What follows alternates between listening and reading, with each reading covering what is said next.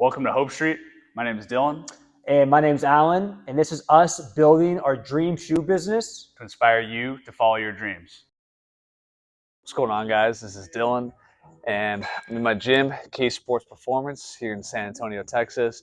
Just finished a full day of training personal training clients, athletes, so now it's time for my workout. Really excited, especially because this past week was Christmas, and I was home, seeing family, just being real lazy, kind of eating whatever, which is fine. It's kind of what you should do, but I'm really excited to just get back in the gym, work hard, kind of get back in the swing of things. Gonna hit my dynamic warm-up. I got, some speed work, some plyometric work, some jump training.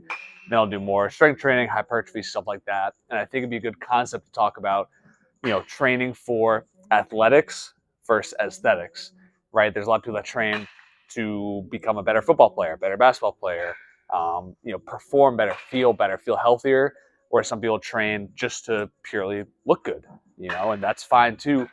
And since I've experienced with both and also training a lot of people in both, I'm going to kind of share my insights on that as we go.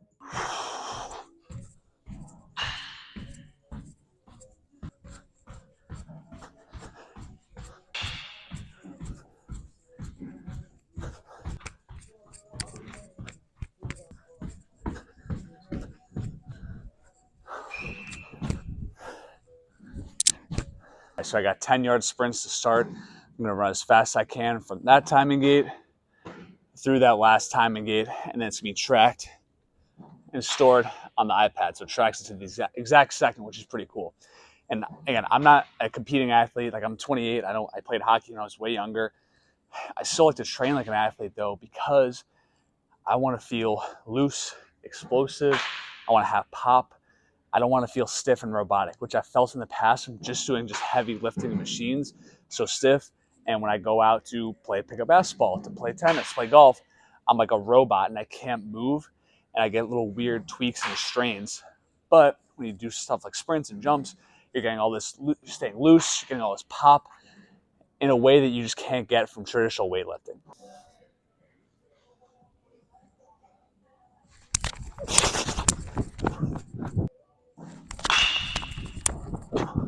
So I'm trying to hit about 1.65 seconds. First one was terrible. It was 1.72.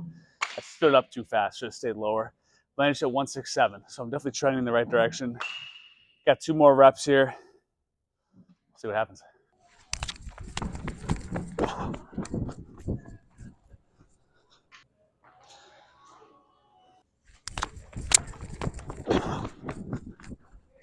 All right, so I was trying to hit 1.65 seconds, like I said, and I went 1.67, 1.67 on the last one. So, hey, haven't sprinted in over a week. Just being a couch potato last week, so I'm happy with that.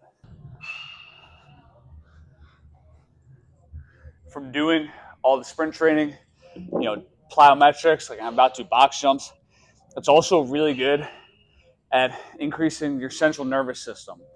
So think about your central nervous system. That's your brain and how it connects to your muscles and how it gets everything to fire. So by doing all this jumping, it's so fast that it's making your brain run faster. So think about a light switch. If you start to turn the switch up, immediately the circuit goes and the lights turn on.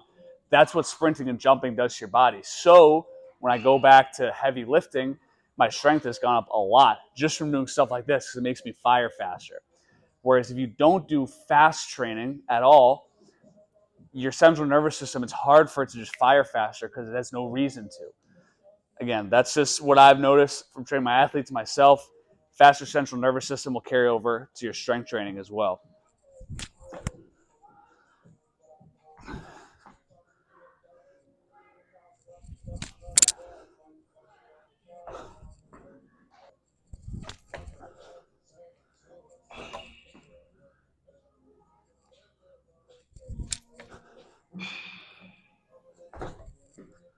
So it might seem like I'm just absolutely glazing training for athletics and training for performance, as great as it is, with all the benefits I said. But if you want to really get jacked and you want to add muscle and have a good, strong physique, that's not enough, right? You have to incorporate weight training, strength training, because we know that this works. We know that this will add muscle mass. We know this will increase testosterone and strength and prevent injuries.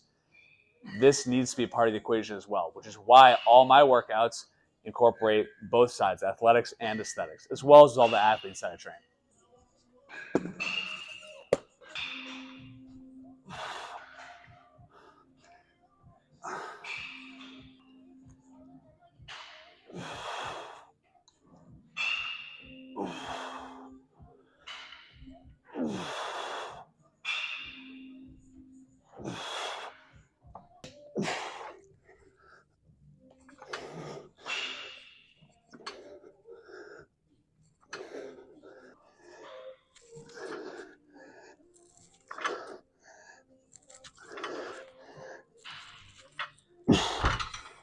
These are just staple movements for me for strength. The split squat, one-arm dumbbell row, they just cover a lot of different muscles, so it's a lot of good bang for your buck. And, training for kind of aesthetics, more for strength and muscle, it's all about intensity. You need to be progressively overloading, using more weight over time, really pushing your working sets. It doesn't seem to matter that you're doing a ton of different sets, you're training the muscle a lot of times a week. Are you actually pushing it in the set? That's going to determine the growth.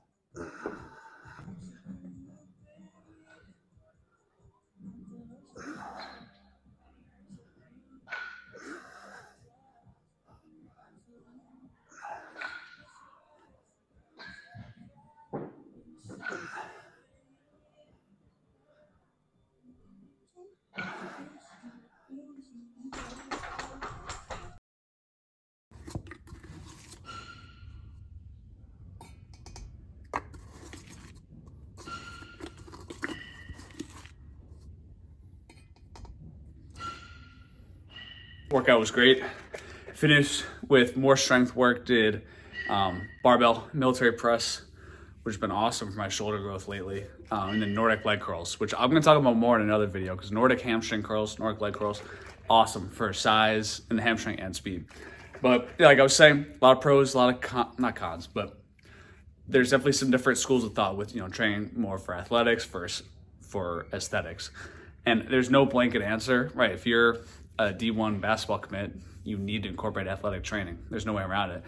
But if you're just some guy, you're 30 years old and you just work a desk job, or you're just a college student, maybe you can just train just for aesthetics. But I encourage you to do some sort of hybrid of the two, kind of like I do, or like I do with my athletes, where even if it's just a few sets of some sprints, bike sprints, box jumps, even running, just long distance running, mile, 2 mile, 3 mile, that's performance.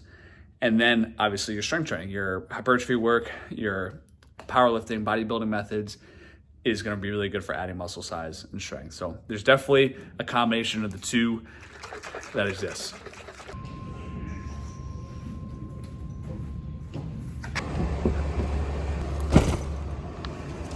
Dinner is so easy because I meal prep everything on the weekends. So you can see my fridge. It's pretty baller. It's just all Tupperware meals, all labeled. I got the protein source, carb source, vegetables, weighed out in ounces. So I know exactly if I'm hitting my protein goal, my calorie goal, all my micronutrients. This is an absolute cheat code. And I will be making a separate video on how to meal prep, because you cannot mess up and not hit your goals if you meal prep. Man, I've been looking forward to this all day. Got New York strip steak and some broccoli right there. A lot of protein, a lot of good vitamins. Just gonna cap off the day really well. When I eat, I usually just watch YouTube, or I've been reading the Bible more at night. I used to read a lot in the morning, but I think I was kind of rushing through it because I was rushing to get my day started. And I feel like at night I'm more like present. There's no more stressors. I can really focus on the word. And comment if you want me to talk more about Christianity and faith in the Bible. Leave a comment below, because I've been wondering about doing that. This is such a big part of my life. It guides everything I do, and it feels weird to not kind of talk about it, even though I'm mainly about health and fitness.